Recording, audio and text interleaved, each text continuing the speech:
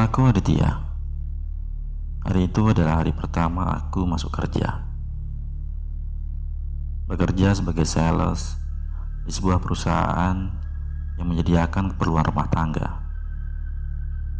Kebetulan jarak tempuh rumahku dengan tempat bekerja lumayan jauh, sehingga tidak memungkinkan aku untuk pulang pergi dari rumah tempat kerja aku.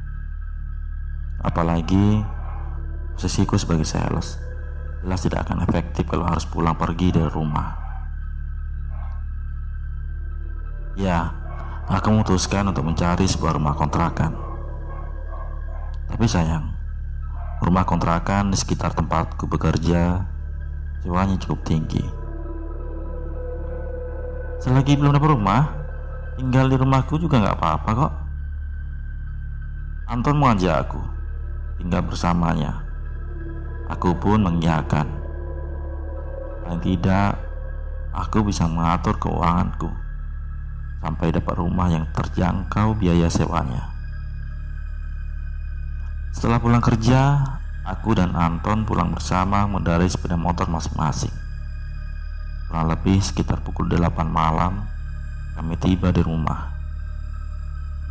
Dikarenakan kami singgah membeli nasi goreng di pasar dekat rumah Anton ini. Semenjak berkenalan dengannya, Anton jarang bicara. Orangnya misterius. Aura wajahnya penuh dengan ketegangan, seakan aura hitam menyelimuti dirinya. Tibalah kami di rumah Anton. Jarak dari kantor ke rumah Anton juga tidak begitu jauh, kurang lebih 15 menitan.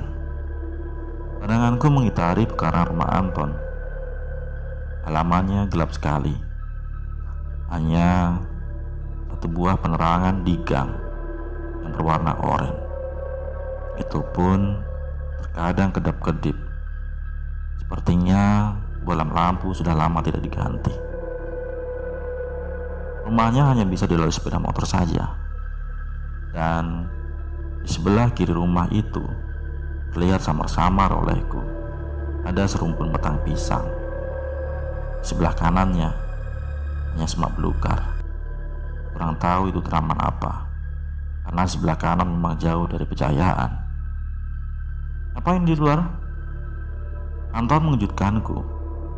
Diri depan pintu, menatapku penuh heran. Aku pun turun dari atas motor metikku. Terus saja motorin di teras, aman di sini.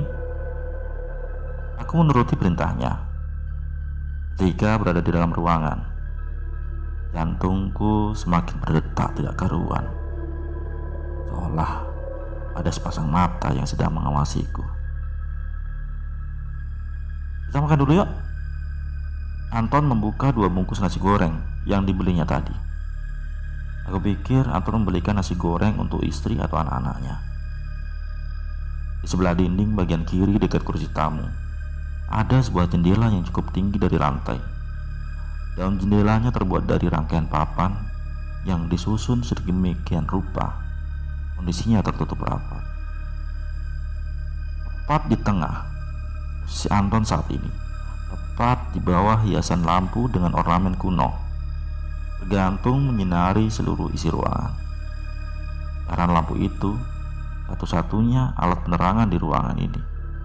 Ya, Anton duduk di salah satu 4 kursi yang mengitari meja. Sepertinya itu ruang makan. Di sebelah kanan dari meja ada 2 buah kamar. Untuk kamar saling berdekatan satu sama lain. Dari tadi aku nggak lihat siapa-siapa, Bang. Aku duduk di kursi berhadapan dengan Anton. Aku coba memberanikan diri untuk bertanya. Bapaknya meninggal sudah 5 tahun. Ibunya meninggal waktu Anton masih SD.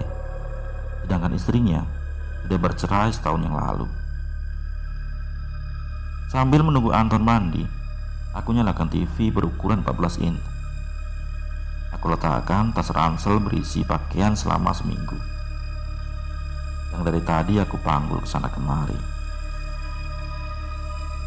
Aku coba merebahkan badanku, luruskan badan, karena seharian duduk di atas motor. TV itu memang berwarna, tapi tidak begitu jelas visualnya. Semakin lama, napas suhu ruangan ini semakin panas, membuat badanku semakin gerah. Aku bangkit dari bahanku. Aku buka daun jendela, tepat di antara TV dan sofa yang usang itu. Saat aku buka jendela, tiba-tiba sekelebat bayangan putih menari-nari jauh di depanku. Aku buka mata perlahan dan memberanikan diri. Ternyata itu daun pisang yang tadi aku lihat pertama kali. Kenapa, Dit? Gerah ya? Untuk kesekian kalinya, Anton mengejutkanku. Dia membawa 2 gelas kopi. Kemudian duduk di bawah jendela itu. Aku pun duduk berseberangan dengannya. Aku pun meminumnya. Sebenarnya aku kurang begitu suka kopi. Ya, sekedar menghargai saja. Sekali juga aku melirik jam tangan. Tak terasa sudah 2 jam berlalu. Waktu menunjukkan pukul 11 malam. Aku perhatikan beberapa kali Anton menguap, seakan dipaksa untuk menemaniku. Akhirnya selang beberapa lama kemudian, Anton tertidur terlentang, hanya mengenakan kain sarung dan kaos oblong putih. Waktu sudah menunjukkan pukul 1 dini hari. Mataku sudah terasa berat. Kemudian aku rebahkan badanku, coba pejamkan mata perlahan. Sayup-sayup masih terdengar suara TV campur suara jangkrik di keheningan malam. Mataku mulai terpejam, tapi masih setengah tertidur, antara sadar dan tidak sadar.